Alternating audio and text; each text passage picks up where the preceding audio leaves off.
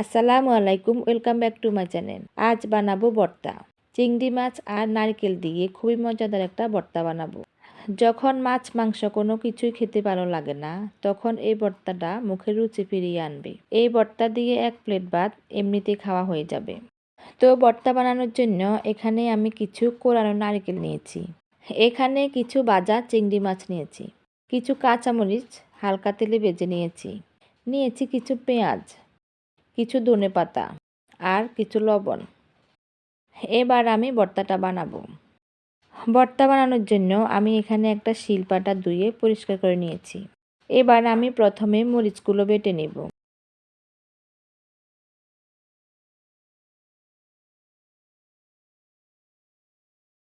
মরিচ বাটা হয়ে গেলে চিংড়ি মাছগুলো বেটে নিব।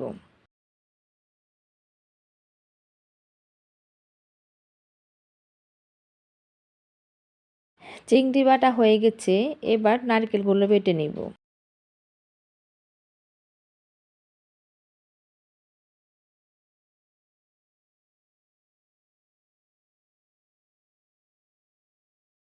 এবার ধনেপাতাগুলো বেটে নিব।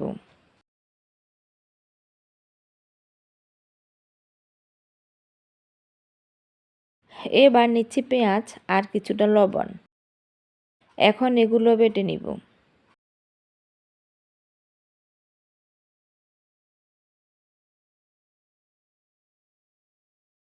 তো সব কিছু বাটা হয়ে গেছে, এবার এই সব কিছু একসাথে মিশিয়ে নিলেই ভর্তাটা রেডি।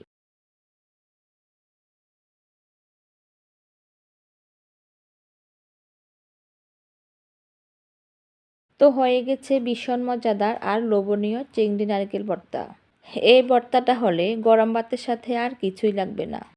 আপনারা একবার হলেও ট্রাই করে দেখবেন, সবার কাছে ভীষণ ভালো লাগবে। তো আমার আজকের এই ভর্তা রেসিপিটি যদি আপনাদের ভালো লাগে তাহলে লাইক, কমেন্ট, শেয়ার করবেন। আর আমাকে সাপোর্ট করার জন্য প্লিজ আমার চ্যানেলটাকে সাবস্ক্রাইব করে সাথেই থাকবেন। আল্লাহ হাফেজ।